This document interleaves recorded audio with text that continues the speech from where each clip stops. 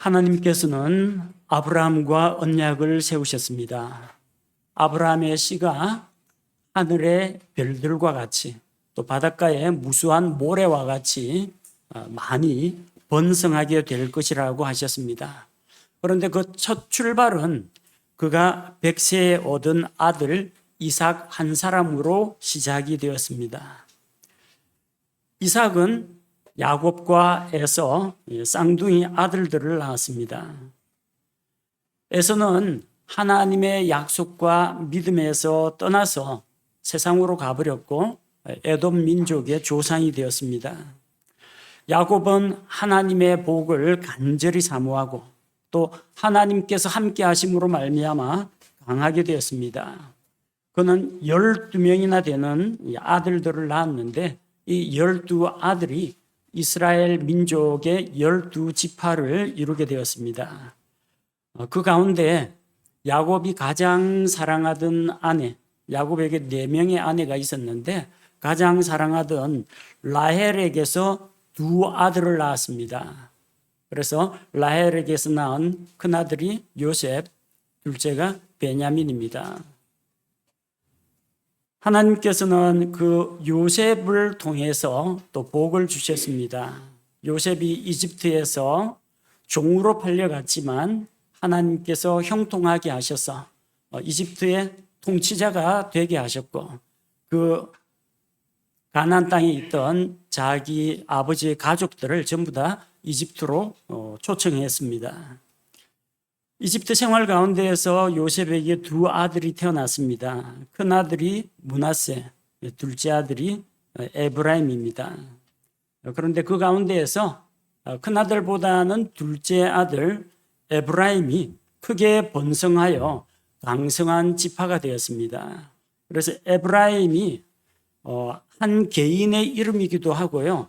에브라임 지파를 가리키기도 하고 혹은 북이스라엘 왕국을 가리켜서 그냥 에브라임이라고 부르기도 합니다.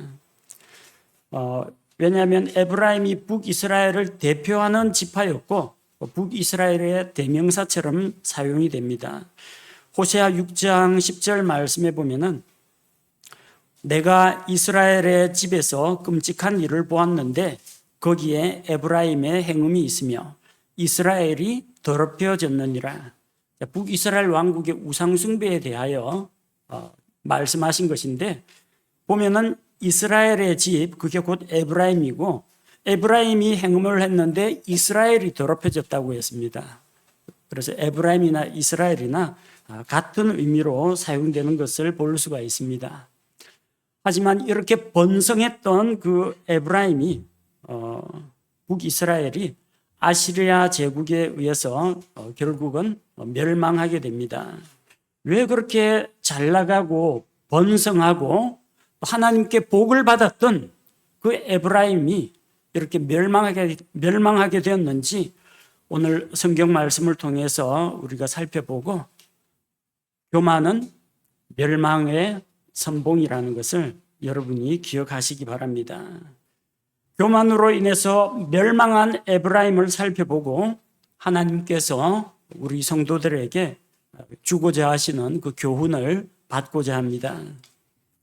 우리가 에브라임의 그 교만과 멸망을 통해서 무엇을 배워야 할지 생각해 보고자 합니다. 첫째, 우리가 기억해야 할 것은 하나님께서 어떤 사람을 높여주기도 하시고 어떤 사람을 낮추기도 하신다는 겁니다. 요셉에게 2아들이 있었습니다.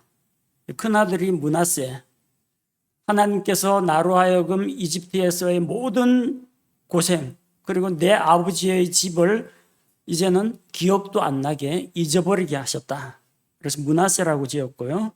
그리고 둘째 아들을 낳고 이름을 에브라임이라고 지었습니다. 에브라임이라는 이름이 다산하다, 번성하다는 뜻입니다. 하나님께서 이집트에서 나의 삶을 풍성하게 하시고 나로 번성케 하셨다. 그런 고백입니다.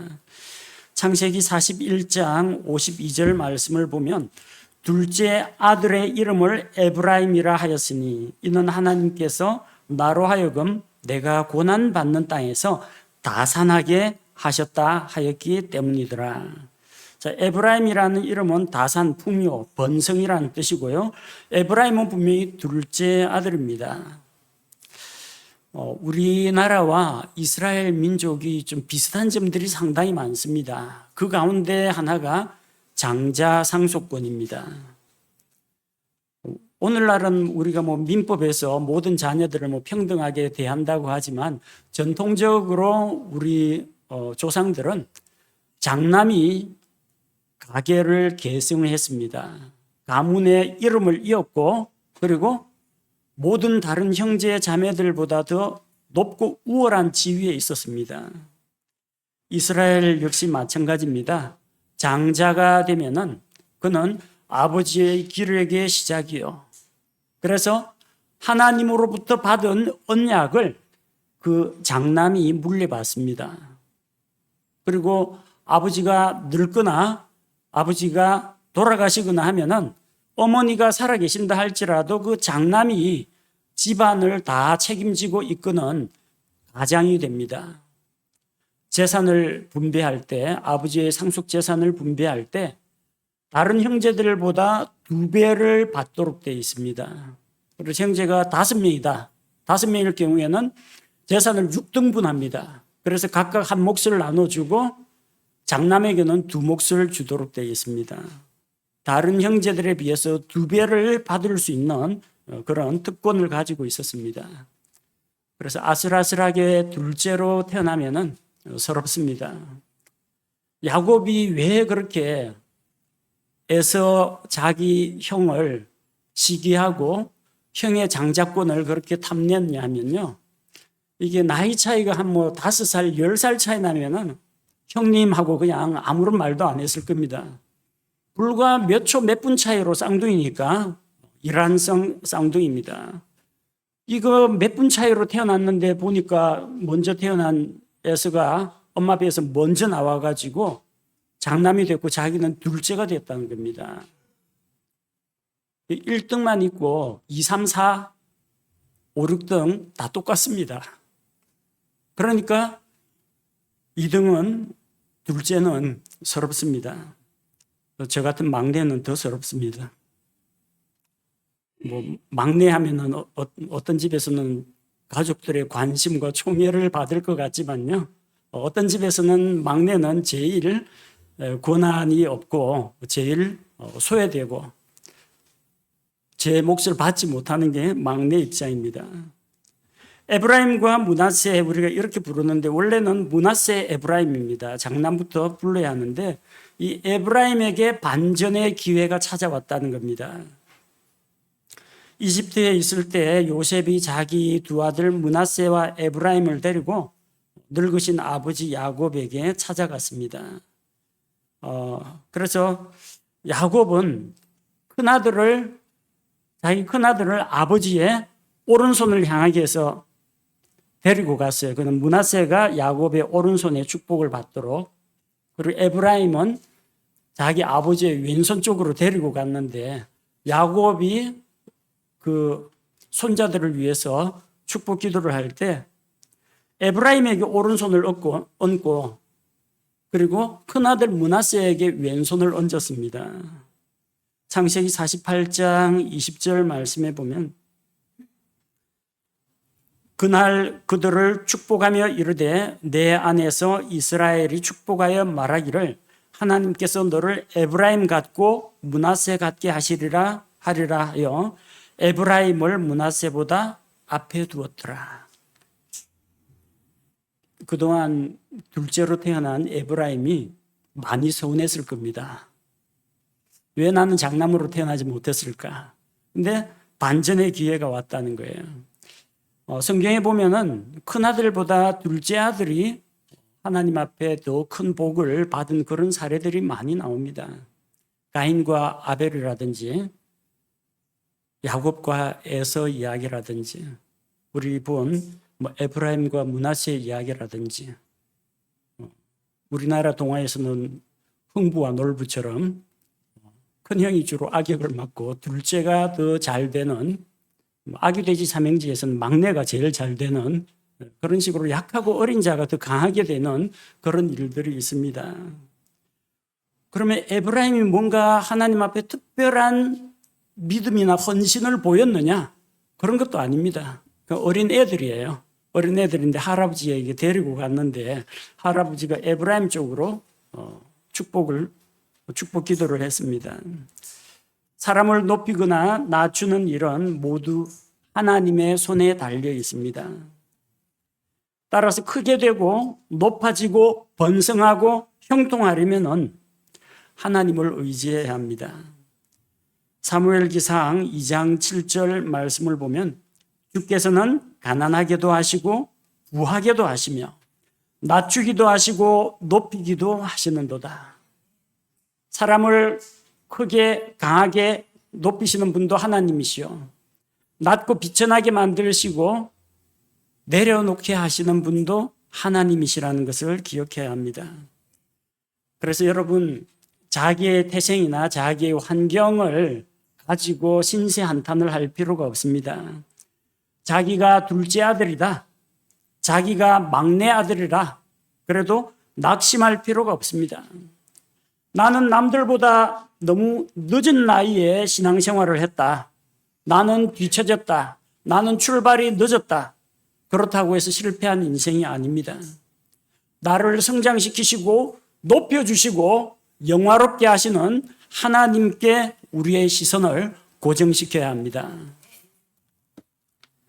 둘째로, 형통할 때에는 하나님께 감사하고 어려울 때에는 자신을 돌아봐야 합니다.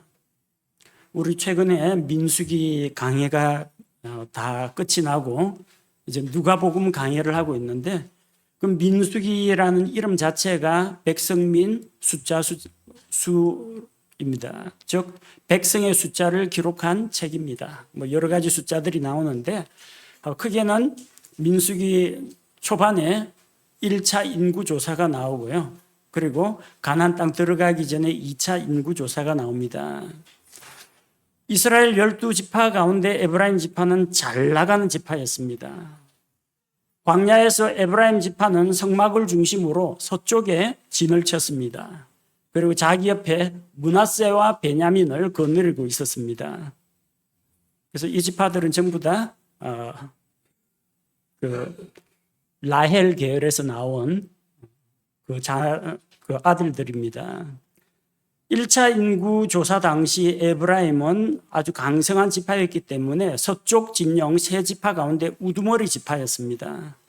에브라임 지파가 32,500명, 므낫세 지파가 에브라임 지파가 45,000명, 므낫세가 32,200명, 베냐민이 35,400명이었습니다. 므낫세, 베냐민 3만 대 정도였을 때 에브라임은 번성하고 다산하여 4만 대를 찍었습니다. 그런데 2차 인구조사 때 이 숫자가 바뀝니다. 에브라임은 오히려 숫자가 줄어들어요. 45,000이었는데 2차 인구조사 때 32,500으로 줄어듭니다. 므낫세는 32,200인데 52,700으로 획기적으로 증가합니다. 베냐민은 35,400이었는데 45,600으로 증가합니다. 우두머리 지파라고 했는데 서쪽 진영에 있는 세 지파 가운데서 세력이 제일 작습니다. 에브라임 지파가 그렇게 쪼그라들었다는 겁니다. 왜 그렇게 됐을까요? 중간에 무슨 일이 있었느냐 하면은 이스라엘이 정탐꾼을 보내가지고 가나안 땅을 정탐하고 나서 정탐꾼들 10명의 불신앙의 보고를 듣고 원망과 불평을 하면서 이집트로 돌아가겠다고 한 사람들이 있었습니다. 그래서 그런 사람들은 하나님께서 너희는 약속의 땅에 들어갈 수가 없다 하고 광야 생활 38년 동안 광야에서 이렇게 방랑 생활을 하는 건데 다 죽이셨습니다. 그들은 광야에 쓰러져 죽었습니다. 그래서 지파들의 숫자가 변동이 생긴 겁니다. 광야 생활을 그렇게 했으면은 광야 생활 38년 지난 뒤에는 인구가 불어야 정상인데 광야에서 쓰러져 죽은 자들이 있다는 겁니다. 다른 지파보다 에브라임 지파에서 좀 많이 죽었습니다. 그래서 약세가 되었다는 겁니다. 에브라임은 이름처럼 크게 번성했고 대장 지파가 되어서 우쭐했습니다. 그런데 마음이 우쭐하고 어깨가 으쓱하고 목에 힘이 들어가고 교만하면은 반드시 넘어집니다. 뭔가 공중에 붕 뜬 것 같은 그런 기분이 들어가지고 으쓱하다가 추락하게 되면은 더 심한 고통을 겪게 됩니다. 하나님께서 자기를 둘째를 세워가지고 큰 복을 주셨고, 처음 1차 인구조사 때 다른 지파에 비해서 많은 백성을 거느린, 많은 군사를 거느린 강성한 지파가 되었을 때 하나님께 감사와 찬양을 드려야 마땅합니다. 그러지 않았습니다. 그래서 광야에서 불순종한 사람들, 그들이 쓰러질 때 에브라임 지파의 숫자는 줄어들게 되었습니다. 우리에게 무엇을 이야기합니까? 전도서 7장 14절 말씀처럼 형통하는 날에는 기뻐하되 역경을 당하는 날에는 깊이 생각하라. 하나님께서 또한 이것과 저것을 마주보게 두신 것은 사람이 자기 뒤에 일어날 일을 찾지 못하게 하려 하심이로다. 우리는 미래를 알 수가 없습니다. 형통한 날이 있는가 하면은 곧 바뀌어가지고 자기에게 암울한 날이 찾아오기도 합니다. 건강하게 일어설 때가 있는가 하면은 얼마 지나지 않아서 연약해져서 주저앉는 때도 있습니다. 이것과 저것, 좋은 일과 나쁜 일이 우리는 자주 번갈아 가면서 일어납니다. 한없이 추락하는 사람도 없고 한없이 상승 가도를 달리는 사람도 없습니다. 우리 삶에는 누구나 다 크고 작은 굴곡들이 있습니다. 형통한 날에 으스대다가 나중에 패망의 날에, 멸망의 날에 쓰러지면은 그 상처와 고통은 극심하게 됩니다. 잘 될 때는 하나님께 기뻐하며 감사와 영광을 돌려야 합니다. 자기가 힘들고 어려울 때, 역경을 당하는 날에는 자기 삶을 돌아보면서 하나님을 기억하고 자기의 삶을 돌아보며 하나님께 간구해야 합니다. 우리 삶에 좋은 일도 있고 나쁜 일도 있고 불행한 일도 닥치고 행복한 일도 찾아옵니다. 우리 삶이 형통하고 번영을 이룰 때는 하나님께 감사와 찬양으로 영광을 돌려야 합니다. 우리 인생이 힘들고 고달프고 괴로울 때에는 자기 삶을 돌아보며 반성하고 하나님의 도우심을 구해야 합니다. 셋째로, 교만은 사람을 패망으로 이끈다라는 것을 알 수 있습니다. 이스라엘 백성은 정탐꾼들의 불신앙의 보고를 듣고 하나님께 반역을 저질렀습니다. 물론 그들 가운데에서 여호수아와 갈렙이 나서 가지고 백성을 진정시키고 그들의 마음을 돌리려고 했지만 많은 백성들이 슬피 울며 통곡하며 우리는 전쟁터 가서 죽을 것이요 우리의 아내를 빼앗기고 우리의 자녀들은 노예로 팔려갈 것이라고 아직 일어나지도 않은 일을 가지고 혼자 머릿속으로 부정적인 상상을 하면서 하나님께 대한 불신앙을 드러냈습니다. 에브라임 지파의 여호수아, 유다 지파의 갈렙, 이 두 사람은 온전한 마음으로 하나님을 따랐습니다. 민수기 14장 30절 말씀을 보면 여분네의 아들 갈렙과 눈의 아들 여호수아 외에는 내가 맹세하여 너희로 하여금 거하게 하리라 한 땅에 너희가 결단코 들어가지 못하리라, 그렇게 말씀하셨습니다. 그래서 38년 광야 생활하는 가운데에서 20세 이상의 남자들은 다 죽고 그 후속 세대들이 자라가지고 새로운 이스라엘 민족을 이루게 되었고, 여호수아와 갈렙이 그들 가운데에서 멸망하지 않고 남아있는 하나님께 대한 믿음을 보여주는 산 증인들이 되었습니다. 그리고 모세가 죽기 전에 하나님께서 모세의 뒤를 이어서 에브라임 지파의 여호수아에게 그 모세의 권한을 넘겨주고 백성의 지도자로 세우셨습니다. 모세가 죽은 다음에는 여호수아가 백성을 이끌고 요르단강을 건너서 가나안 땅에 들어가고 가나안 정복 전쟁을 하고 가나안 땅을 각 지파들에게 분배해 줍니다. 여호수아 4장 14절 말씀을 보면은 그날에 주께서 온 이스라엘의 눈앞에서 여호수아를 크게 하시며 그의 평생 동안 그들이 모세를 두려워하던 것 같이 그를 두려워하였더라. 그래서 여호수아기에 보면은 여호수아와 함께한 이스라엘 백성이 하나님을 힘입어서 적들을 물리치고 땅을 정복하는 이 승리의 장면들을 많이 보여줍니다.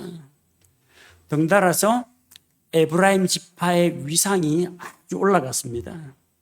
자기 지파에서 민족의 지도자 여호수아를 배출했다는 겁니다. 이스라엘 백성 가운데서 에브라임의 영향력이 커졌습니다.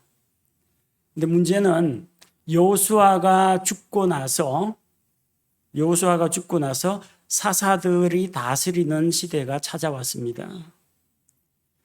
에브라임 사람들은 자기들이 몰락한 줄도 모르고 여전히 여호수아가 살아있을 때처럼 자기들이 이스라엘 지파를 대표하는 그리고 가장 큰 발언권을 가지고 있는 중요한 지파, 우두머리 지파라고 착각하고 있었습니다. 리더로서의 어떤 능력을 보여주고 섬김을 보여주지는 않으면서 리더인 척하면서 명예와 허영심에 사로잡혀 있었던 것입니다. 기드온이 미디안 족속과 싸워가지고 자기 백성을 대적들의 손에서 건져냈습니다. 우리 사사기에 보면은 기드온과 그와 함께한 300명의 군사들 이야기가 기록되어 있습니다.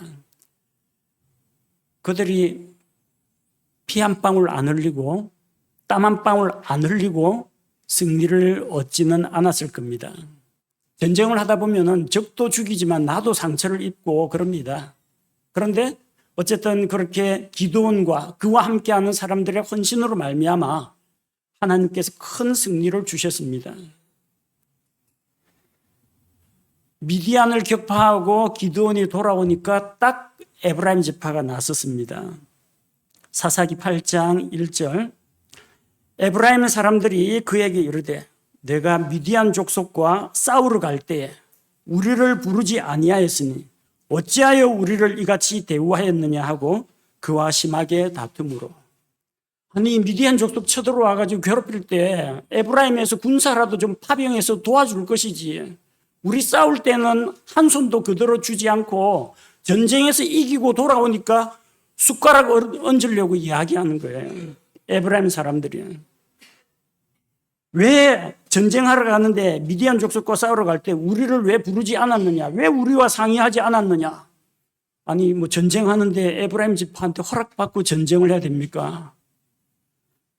하지만 이 기드온은 마음이 겸손하고 온유한 사람입니다. 그래서 에브라임 사람들의 체면을 세워주었습니다. 사사기 8장 2절 말씀에 보면은 내가 이제 행한 일이 너희가 행한 것과 비교가 되겠느냐? 에브라임의 끝물 포도 줍기가 아비에셀의 포도 수확보다 낫지 아니하냐? 너희들이 더 많이 수고했다. 왜? 미디안의 왕들을 잡았으니까 에브라임에서 포도 줍기가 거의 끝나가지고 맨 마지막에 끝물 포도 수확 다 포도 열매가 시들시들하고 뭐 건강한 건 별로 없고 한물간 포도들입니다. 그것도 포도 줍기 마지막 남은 거 거두어 드리는 겁니다. 그것이 아비에셀, 기드온이 아비에셀 사람입니다.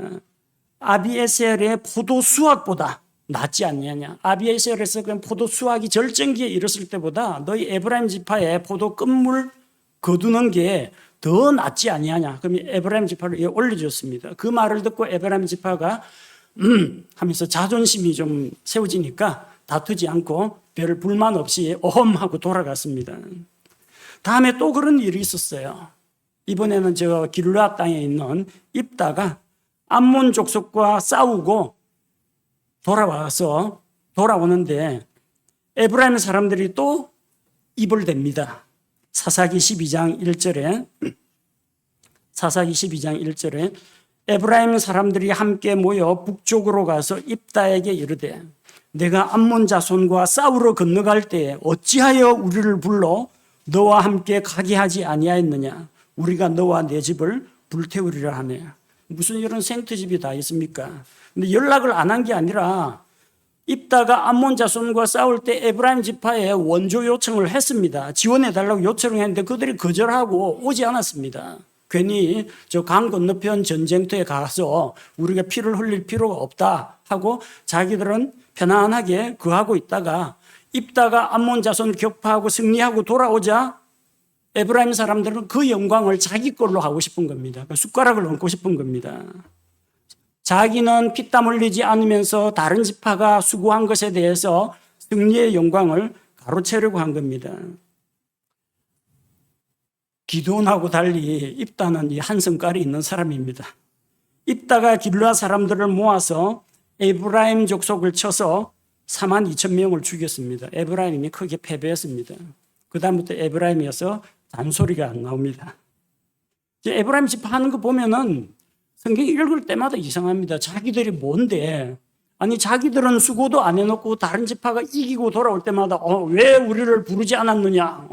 우리가 갔으면 큰 역할을 했을 텐데 하면서 승리의 공만 가로채우려고 합니다.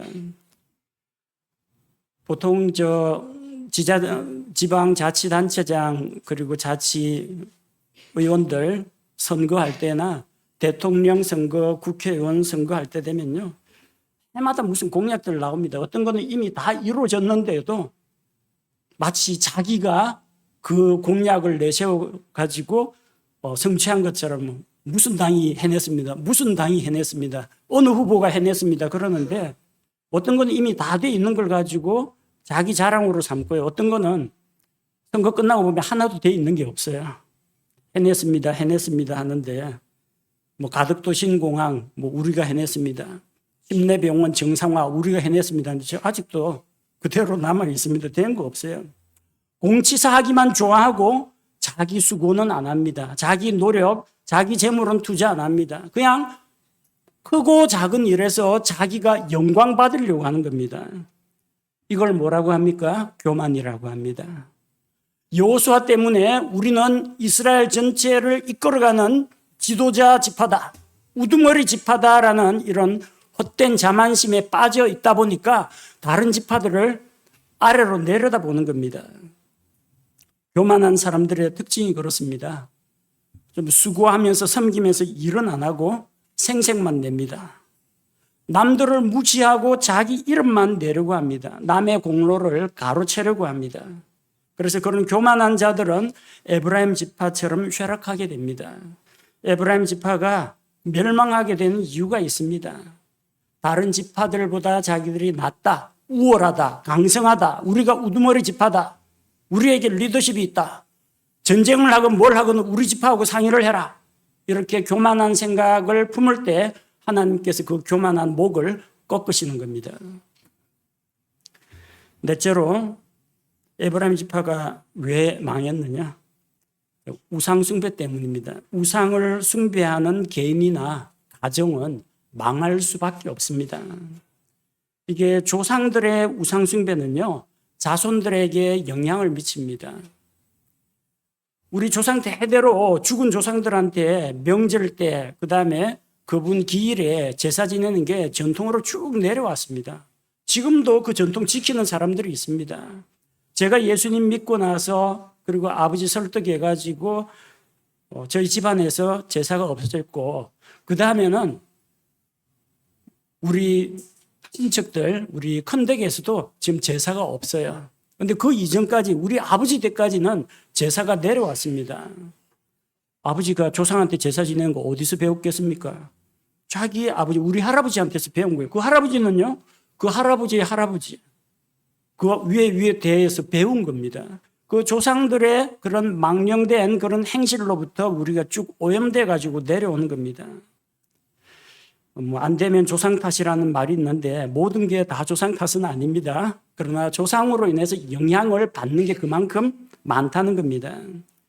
부모가 알코올 중독자면요, 나중에 이 술을 끊더라도 그 자녀에게, 태아나 자녀에게 영향을 미칩니다.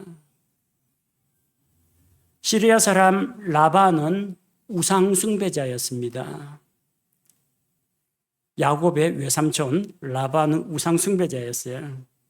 라반이 우상 숭배하니까 레아하고 라헬이 그거 보고 자랐습니다. 라헬은 어려서부터 아버지가 우상 숭배하는 거 딱 보고 자랐고 그게 전통으로 머리에 박힌 겁니다. 그래서 야곱과 함께 도망을 갈 때, 자기 아버지 집에서 탈출해가지고 가나안 땅으로 들어갈 때 우상을 훔쳐갔습니다. 창세기 31장 34절 말씀해 보니까, 창세기 31장 34절, 이제 라헬이 그 형상들을 가져다가 낙타의 안장 속에 넣고 그것들 위에 앉으니라. 라반이 장막을 모두 뒤졌으나 그것들을 발견하지 못하며 딸하고 사위하고 손자하고 그 가축들이 싹 없어졌어요. 라반이 보니까 자기 집에서 자기가 섬기던 가정 우상 드라빔이라고 하는 가정 수호신 그게 없어졌어요. 그래서 뒤쫓아가서 수색을 해보니까 야곱 그리고 레아 여종들 마지막에 라헬을 수색한데 라헬은 딱 그 낙타 한 장 밑에 그걸 감추고 딱 깔고 앉아가지고 안 일어납니다. 그리고 라반이 그 우상을 회수를 못하고 돌아갑니다. 그러면 라헬의 엉덩이 밑에 깔려있던 그 우상은 어찌 됐을까요? 아버지 집에서 위험을 무릅쓰고 몰래 훔쳐왔는데 그걸 버렸을 리는 없어요. 가나안 땅에 들고 갔습니다. 라헬은 우리가 알기에 뭐 얼굴이 예쁘고 매력적이고 이렇게 생각하겠지만 이 우상 숭배하는 여자입니다. 가나안 땅에 우상을 들여온 여자입니다. 그래서 라헬의 자손들이 다 그 영향을 받습니다. 에브라임도 그 영향을 받았습니다. 여호수아 16장 10절 말씀을 보면 여호수아 16장 10절 그들이 게셀에 거하던 가나안 족속을 쫓아내지 아니하였으므로 가나안 족속이 이날까지 에브라임 족속 가운데 거하면서 조공을 바치고 섬기느니라. 자, 여기 중요한 단어가 있습니다. 쫓아내지 아니하였으므로. 이게 만약에 쫓아내지 못하였으므로 이래 돼 있으면은 병력이 열세였던 모양이다. 힘에 붙였던 모양이다. 그렇게 이해할 수 있는데 쫓아내지 아니하였으므로 안 했다는 이야기예요. 이건 못한 게 아니라 안 한 겁니다. 부모님이 아들에게 이 심부름을 시켰는데 아빠 이거 너무 무거워서 못하겠어요. 이러는 거하고 나 안 해요 하는 거하고 하늘과 땅 차이입니다. 그들은 하나님의 명령에 불순종했습니다. 쫓아내지 않았습니다. 안 쫓아내고 뭘 했어요?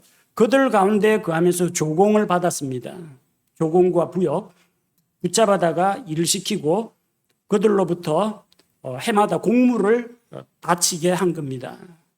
죽이면 아깝잖아요. 이게 노예도 재산이고 그들이 꼬박꼬박 해마다 바치는 이것도 자기들에게 쏠쏠한 벌이가 되는데 그래서 전쟁에서는 가나안 족속을 이겨가지고 굴복시켜서 조공을 거둬들였습니다. 그런데 문제는 뭐냐면 이 사람들을 안 죽이고 같이 섞여 살다 보니까 가나안 족속들이 그 섬기고 있던 우상 숭배가 에브라임 안에도 같이 퍼지게 되는 겁니다.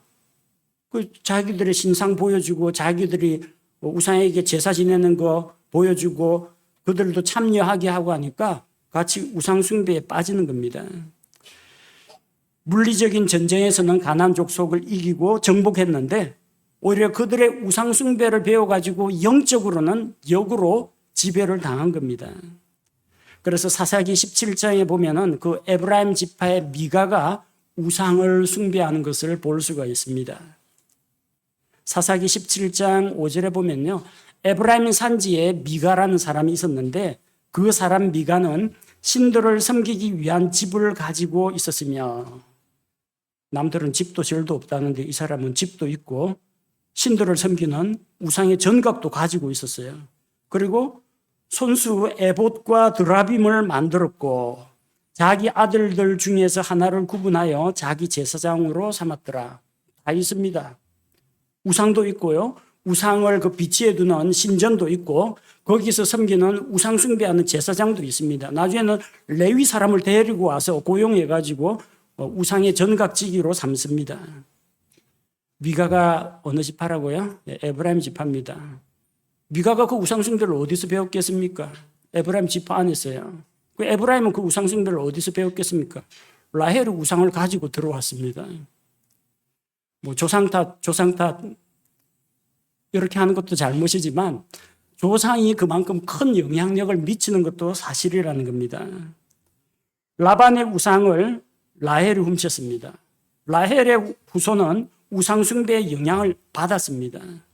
이것이 에브라임 지파에게도 영향을 미쳤고 마침내 에브라임 지파가 몰락하는 그 계기가 되는 것입니다. 다섯째로 우상을 숭배하는 국가는 멸망한다는 겁니다. 앞서 말씀드린 에브라임 한 개인을 말할 때도 있고 지파를 말할 때도 있고 북이스라엘 왕국을 이야기할 때도 있다고 했습니다. 북이스라엘 왕국은 우상 숭배로 멸망했습니다. 왜? 우상 숭배야말로 교만의 극치이기 때문입니다. 우상이 뭡니까? 사람이 만들어 놓은 신입니다. 신께서 하나님께서 사람을 창조하신 게 성경적인데 사람이 자기 손과 기술과 재료를 가지고 신을 조각해서 부어서 만든다. 사람이 신을 만든다. 이거만한 교만이 없습니다. 그리고 그런 우상을 살아계신 하나님을 내버려 두고 그들의 마음이 거짓된 것에 미혹돼 가지고 살아계신 하나님을 알고도 하나님을 하나님으로 인정하고 그분께 감사치도 않고 영광 돌리지도 않고 오히려 그 미련한 마음이 어두워져서 창조주보다 창조물들을 우상으로 각종 짐승과 새와 이런 형상들을 섬기는 그것이 우상숭배의 죄입니다. 그 우상숭배가 어디에서 나왔어요? 사람의 교만한 마음에서 나왔습니다. 내가 저 새처럼 하늘을 날고 싶다. 내가 변치 않는 저 산이나 태양처럼 영원히 살고 싶다. 그래서 하나님이 만드시는 산이나 태양을 숭배하는 겁니다. 이런 교만에서 나온 그 우상 숭배의 죄는 멸망에 이르게 합니다. 성경에 기록된 최초의 교만이 누구의 교만이었습니까? 루시퍼의 교만입니다. 루시퍼가 최초로 교만으로 인해서 하나님과 같이 높아지겠다라는 헛된 생각을 품다가 내 왕자를 하나님의 왕자 위로 높이겠다는 이런 교만한 생각을 품다가 몰락하여 셋째 하늘에서 떨어져서 가장 낮은 지옥까지도 떨어지게 되는 것입니다. 교만은 하나님을 대적하는 죄입니다. 교만 가운데 가장 극심한 교만이 바로 우상숭배입니다. 북이스라엘 왕국을 세운 여로보암이 정치적인 목적으로 금송아지를 만들어 숭배했습니다. 왜냐하면 명절만 되면 북이스라엘 왕국에 있는 사람이 예루살렘 성전에 가서 하나님께 명절을 지키고 하나님께 경배를 드리러 가기 때문입니다. 자꾸 이러다가 백성이 유다 왕에게로 넘어갈까 봐 마음이 불안해가지고 베델과 단에 금송아지 우상을 만들고 백성들에게 이것이 너희를 이집트에서 인도한 신들이니 경배하라고 하면서 우상을 하나님처럼 섬기게 만든 것입니다. 왕이 우상 숭배에 빠지니까 그 왕국의 백성도 우상들과 연합했습니다. 호세아 4장 17절 말씀을 보니까 에브라임은 우상들과 연합하였으니 그를 내버려 둘지니라. 내버려 둘지니란 말은 그래 우상숭배 계속하라고 장려하는 게 아니라 하나님으로부터 버림받았다는 이야기입니다. 더 이상 이제 하나님께서 그에게 관심을 가지고 대언자들을 계속 보냈지만 듣지 않으니까 우상과 연합했으니까 내버려 두면 어떻게 됩니까? 우상과 함께 멸망한다는 겁니다. 그래서 북이스라엘 왕국은 아시리아 제국에 의해서 멸망했습니다. 열왕기하 17장 6절 말씀을 보면 호세아의 제9년에 아시리아 왕이 사마리아를 점령하고 이스라엘을 사로잡아 아시리아로 데려가서 할라와 고산 강가의 하볼과 메대 사람들의 도시들에 두었더라. 한 민족이 우상숭배로 멸망했습니다. 한 민족이 하나님을 대적하는 교만으로 인해서 멸망했습니다. 우상숭배는 하나님께서 가장 미워하시는 겁니다. 나라와 민족이 하나님 대신에 이 세상과 그 세상에 속한 영광을 사랑하고 세상에 있는 것들, 물을 준다, 물질의 축복을 준다, 건강과 장수를 준다라는 이런 거짓된 우상을 만들어서 섬기는 것은 멸망의 지름길입니다.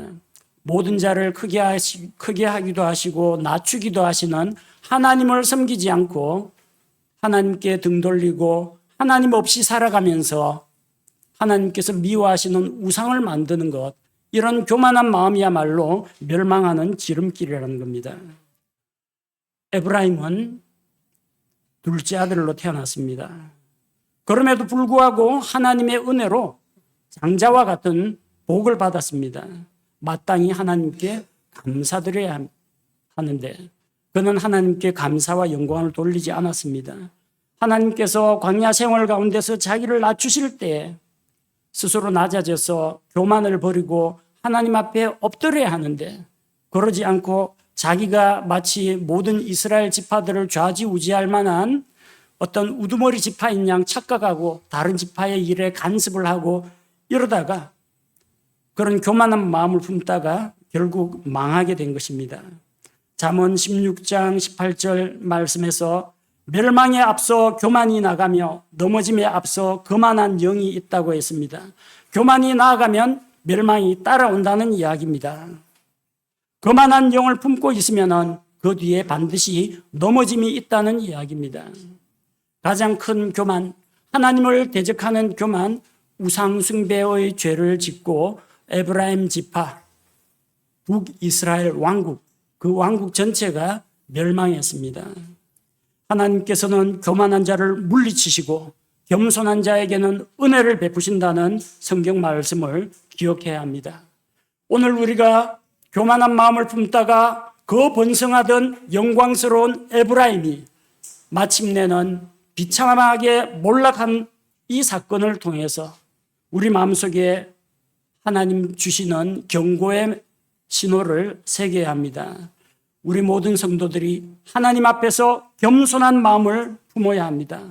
성도들과 성도들 사이의 관계에 있어서 서로 자기를 낮추고 다른 형제 자매들을 축켜 세워주고 칭찬하고 높여주고 존중해 줄 때, 그렇게 할 때 하나님께서 우리를 낮은 자, 겸손한 자를 하나님께서 다시 높여주실 것을 믿습니다. 하나님 앞에서 교만한 마음을 버리고 겸손히 낮아지는 성도들이 되기를 원합니다. 함께 기도하겠습니다. 하나님 아버지, 하나님으로부터 큰 복을 받아 다산하고 번성했던 에브라임이 교만한 마음으로 인해서 우쭐대다가 스스로 높이고 거만한 마음을 품다가 결국은 멸망하게 되는 것을 보았습니다. 교만 가운데 또한 가장 큰 교만이 사람이 신을 만들 수 있다라는 생각을 가지고 우상을 만들어 섬기는 그 죄라는 것을 오늘 또 다시 한번 생각합니다.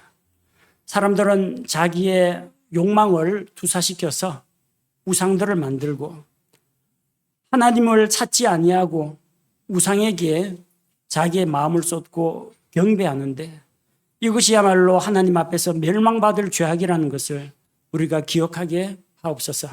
우리 자신의 삶 가운데에서 하나님보다 더 소중하게 여기거나 하나님을 대적하여 높아진 것들을 다 내려놓게 하시고 겸손히 하나님 앞에 무릎 꿇을 때 우리를 크게 하시고 강하게 하시고 높여주시는 하나님을 경험하게 하옵소서. 예수님의 이름으로 기도합니다. 아멘.